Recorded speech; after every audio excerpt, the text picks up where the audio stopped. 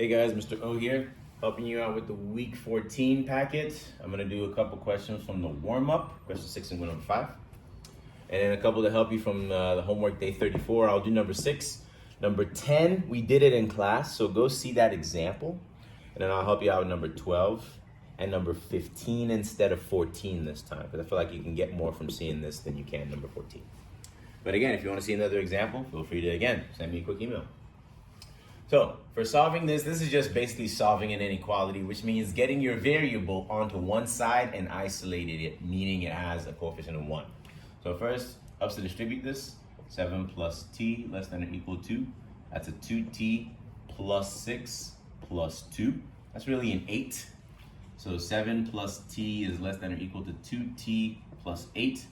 If I don't want to worry about a negative coefficient associated with t, it would make sense to just subtract a t from here and here. That'll leave me with a positive 1 coefficient for t. So I'm going to subtract a t. And then to just basically remove this, I'm going to subtract an 8. And I'm going to do those two steps at the same time. So that positive 8 minus 8 cancels. 2t minus t, that is just t. T minus t cancels. A 7 minus 8 is a negative 1. That means negative 1 is less than or equal to t. Or you can look at it as t is greater than or equal to negative 1. Drawn on a diagram, if that's a 0, and that's my negative 1 right there, I shade in my negative 1 because it's included. That's the equal to sign. I say t is greater than or equal to, so that means all the values to the right that way. This is what that proper diagram looks like. Question number 5, distribute this. 2y plus 4 is greater than 6 plus 2y. Well, I notice I can subtract the 2y from both sides, and that kind of leaves my variable disappeared from everything. And I just have that 4 is greater than 6, which is impossible. So this has no solution. Anytime, just like if you were to run into a 5 is equal to 7 in an equation, and that has no solution, when you end up with something like this that says 4 is greater than 6, which is clearly not possible, you have no solution.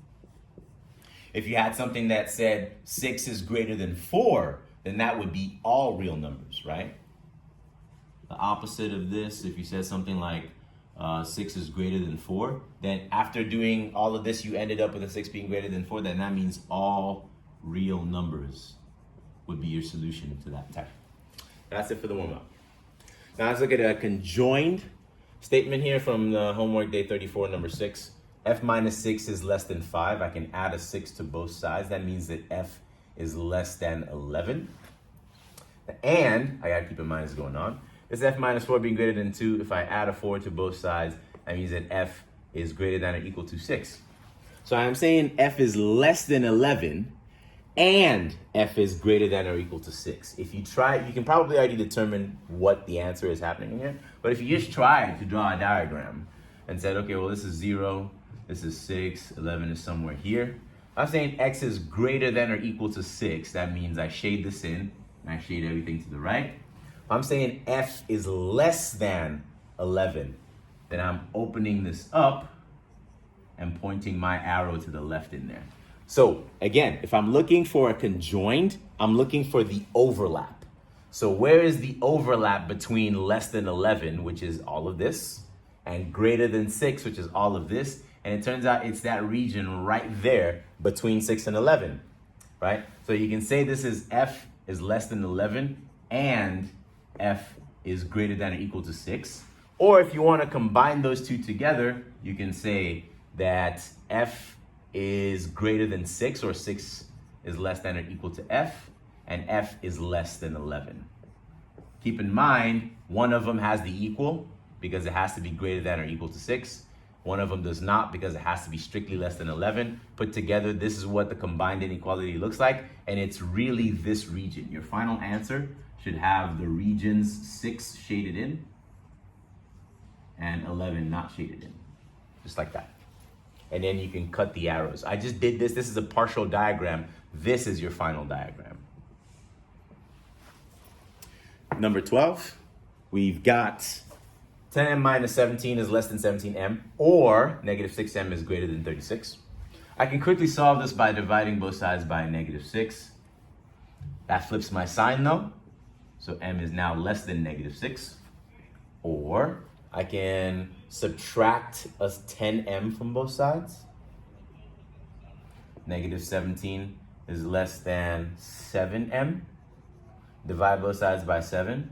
That means that negative 17 over 7 is less than m.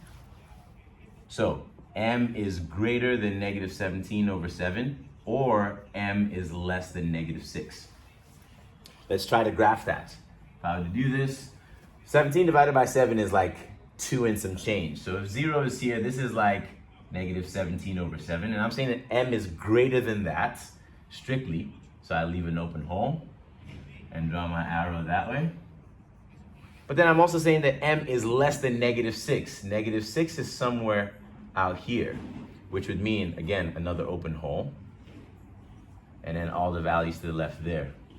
So since this is an OR situation, I am asking about all the numbers that are either greater than negative 17 over 7, which is all those values that way, or something that is less than negative 6, which is all those values that way.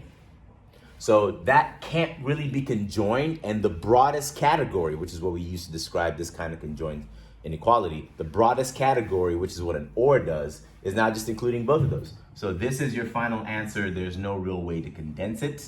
This is just as good an answer as any. So for number 12, that's your solution. Gonna need to create some space over here for number 15.